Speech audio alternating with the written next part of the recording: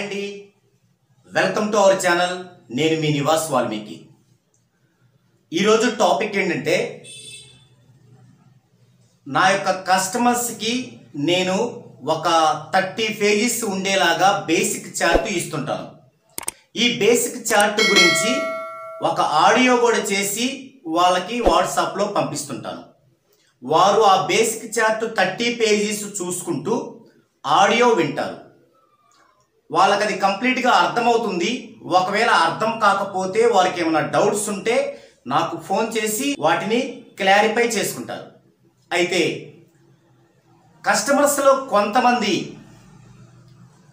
దానిని అర్థం చేసుకునేటువంటి శక్తి లేని వారు కూడా ఉండవచ్చు. కాబట్టి నా దగ్గర బేసిక్ చార్ట్ 30 పేజెస్ తీసుకున్న వారి కోసం, వారికి ఆ చార్ట్ అంతా ఎలా అర్థం చేసుకోవాలో తెలియడం కోసం, మరియు అసలు నేను బేసిక్ చార్ట్ ఎలా ఇస్తాను, అందులో ఏ విషయం ఉంటుంది అని తెలియని చాలామంది కోసం నేను మీకు కొన్ని నా కస్టమర్స్ యొక్క బేసిక్ చార్ట్స్ వేసి వాటిని వివరిస్తాను. అయితే ఇక్కడ మా యొక్క కస్టమర్ యొక్క నేము మరియు వారి యొక్క ఊరి పేరు అనౌన్స్ చేయను. ఇక మిగతా చార్ట్ అంతా కూడా వివరిస్తాను. ఓకే, ఈరోజు ఒక చార్ట్ గురించి మనం చెప్పుకుందామండి.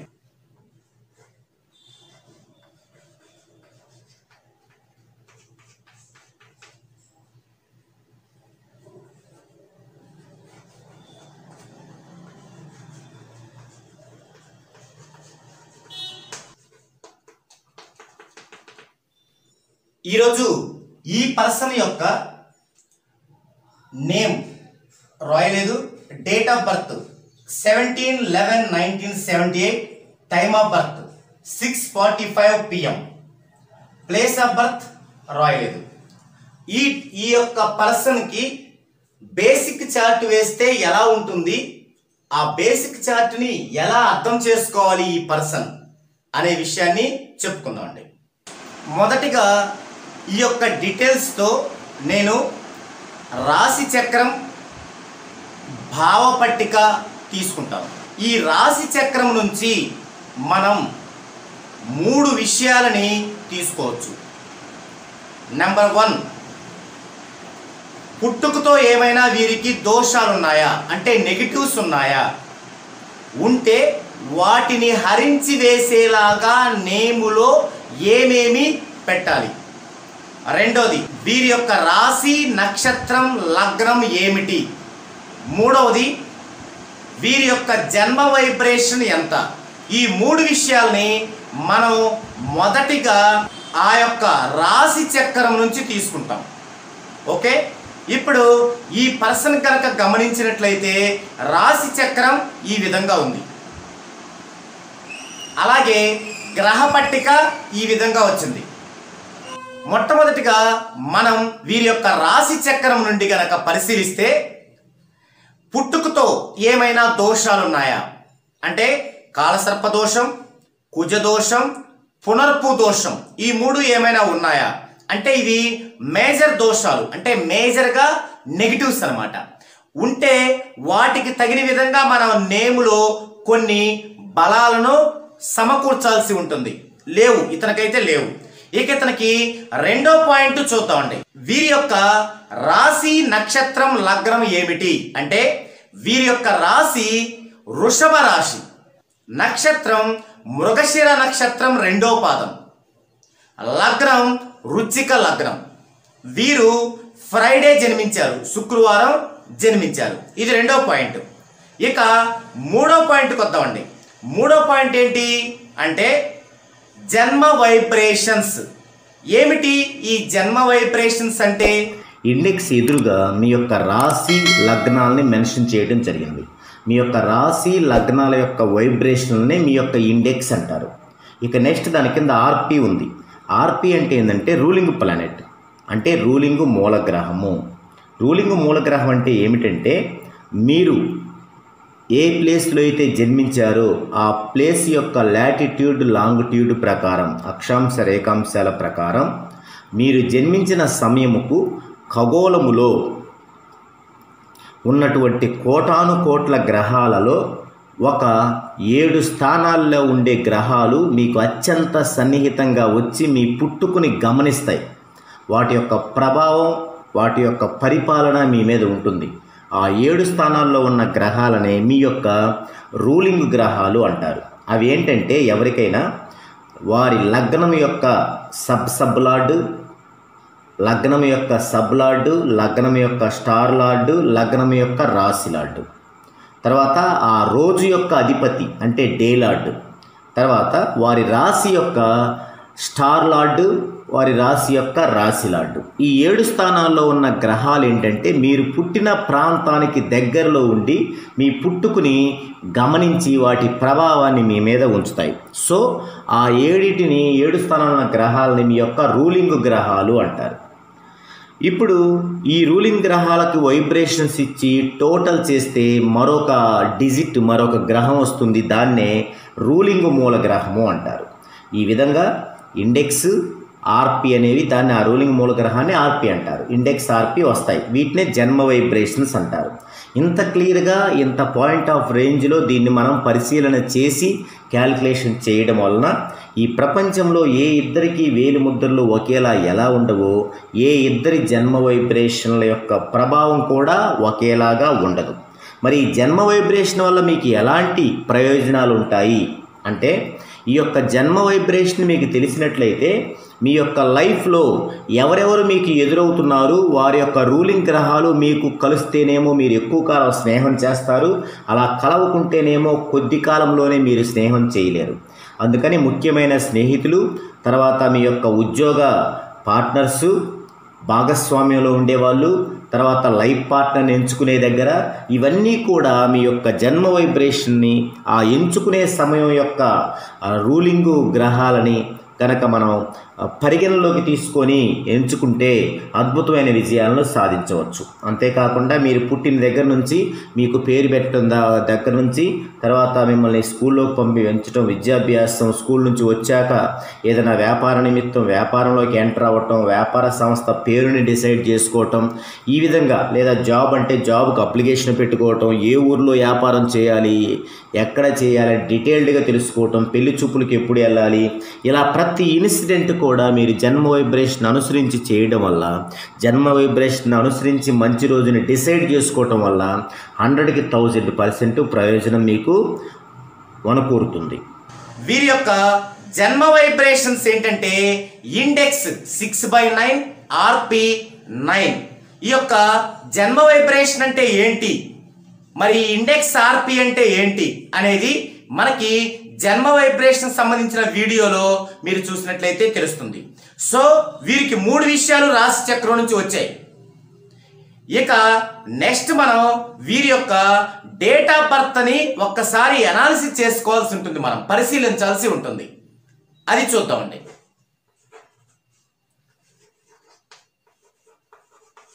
వీరి యొక్క డేట్ ఆఫ్ బర్త్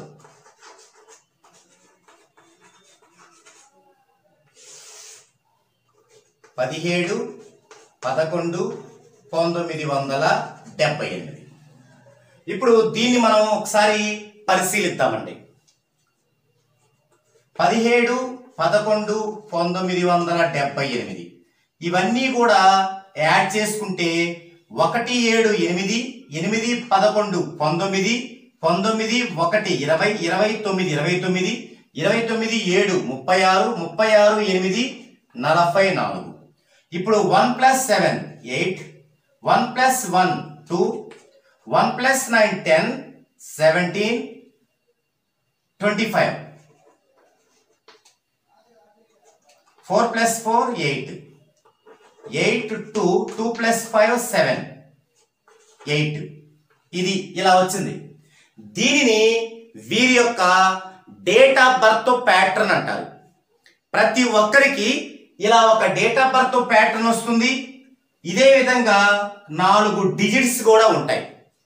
అయితే ఎవరిదైనా సరే డేట్ ఆఫ్ బర్త్ ప్యాటర్న్ చూడగానే వారి లైఫ్ మొత్తాన్ని ఒక్క వాక్యంలో చెప్పొచ్చు, బాగుంటుందా బాగుండదా అని.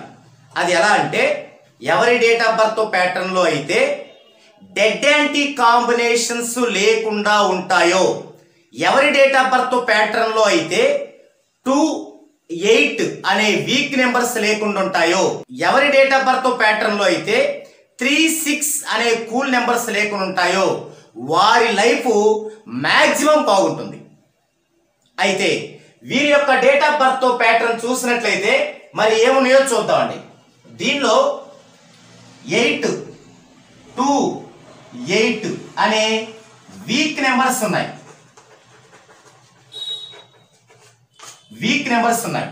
డెడ్ యాంటీ నెంబర్స్ లేవు అండ్ కూల్ నెంబర్స్ లేవు, బట్ 8, 2, 8 అనే వీక్ నెంబర్స్ ఉన్నాయి.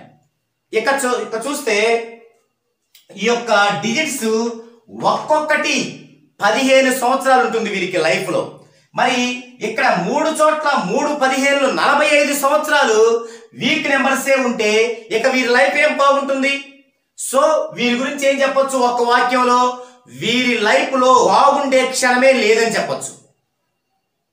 ఇక్కడ 7 ఉన్నప్పటికీ నో యూజ్. 7 అంత పాజిటివ్ తెచ్చేటువంటి నంబర్ కాదు. కాబట్టి వీరి లైఫ్ లో ఒక్క క్షణం కూడా సుఖము సంతోషము ఉండదు అని మనం ఫిక్స్డ్ గా చెప్పొచ్చు.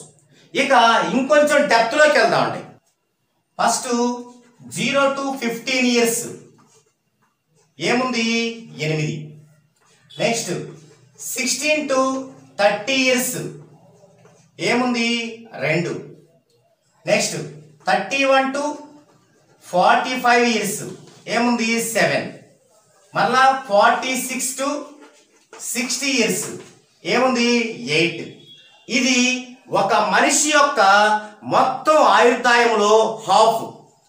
సో మరలా 61 నుంచి 75 అంటే ఇదే వస్తుంది, మరలా అట్లా కంటిన్యూషన్ అవుతుంది. ఇప్పుడు ఇందులో చూస్తే మొదటి 15 సంవత్సరాలు 8 ఉండటం వల్ల ఏం జరిగింది?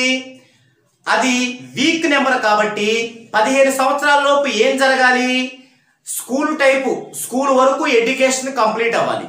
సో ఆ స్కూల్ వరకు ఎడ్యుకేషన్ కంప్లీట్ చేయకుండా రకరకాల విఘ్నాలు ఎదురవుతాయి.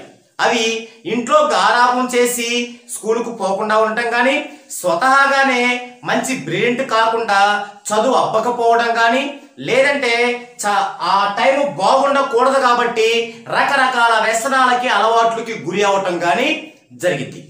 నెక్స్ట్ 16 to 32 ఇది వీక్ నెంబరే. మరి 16 to 30 ఏం జరగాలి? కాలేజీ ఎడ్యుకేషన్ అది కంప్లీట్ అవ్వటం, లైఫ్లో సెటిల్ అవ్వటం, మ్యారేజ్ అవ్వటం, ఈ 3 జరగాలి. మరి ఇక్కడ చూసినట్లయితే మనకి 2 అనే వీక్ నెంబర్ ఉండటం వల్ల ఏం జరిగింది? ఆ టైంలో కాలేజీ ఎడ్యుకేషన్ సవ్యంగా సాగదు. ఆ ఎడ్యుకేషన్ తో పాటు ఎన్నో వ్యసనాలకు లోనవ్వాల్సి వస్తుంది. బయటకు వచ్చిన తర్వాత కెరీర్ లో సెటిల్మెంట్ ఉండదు. కెరీర్ లో సెటిల్ అవ్వకుండానే మ్యారేజ్ చేసుకోవాల్సి వస్తుంది. అది వీక్ నెంబర్ కాబట్టి ఆ టైంలో మ్యారేజ్ చేసుకుంటే సరైన మ్యాచింగ్ లభించరు, ఇద్దరి మధ్య సయోధ్య ఉండదు. ఆ తర్వాత ఇక పెళ్ళైన దగ్గర నుంచి ఆర్థిక సమస్యలు, ఒకరొకరు విభిన్న అభిప్రాయాలు ఇలా ఉంటుంది. Next 31 to 45 7. మరి ఇక్కడ ఏదన్నా ఒక మంచి నెంబర్ 5 ఇంకేదైనా మంచి నెంబర్ ఉందనుకోండి, కనీసం వీళ్ళ కష్టాలు ఇంతవరకు అయిపోయి ఇక్కడ నుంచి కొత్త జీవితం మొదలవుద్ది. కానీ ఇక్కడ 7 ఉండటం వల్ల ఇక్కడ కూడా అస్తవ్యస్తంగానే ఉంటుంది. ఒక సెటిల్మెంట్ లేకపోవడం, ఇంకా విభేదాలు ఎక్కువ అవడం ఇలా ఉంటుంది. అంటే మనశ్శాంతి కోల్పోవడం జరుగుతుంది. ఇక నెక్స్ట్ చూస్తే 8 ఇది అంతే. ఇంకెక్కడుంది మరి వీరికి సంతోషం కానీ సుఖం కానీ అంటే లేనే లేదు. సో ఇప్పుడు ఈ పర్సన్కే గనక స్టార్టింగ్ లోనే నేమ్ కరెక్షన్ జరిగి ఉంటే ఆ నేమ్ లో ఉన్నటువంటి వైబ్రేషన్ ఇతని మీద వైబ్రేట్ అవుతూ ఉండి ఈ అన్నిటి నెగిటివ్ ని పాజిటివ్ గా మారుస్తుంది. అది ఎలా అనేది ముందు చూద్దామండి.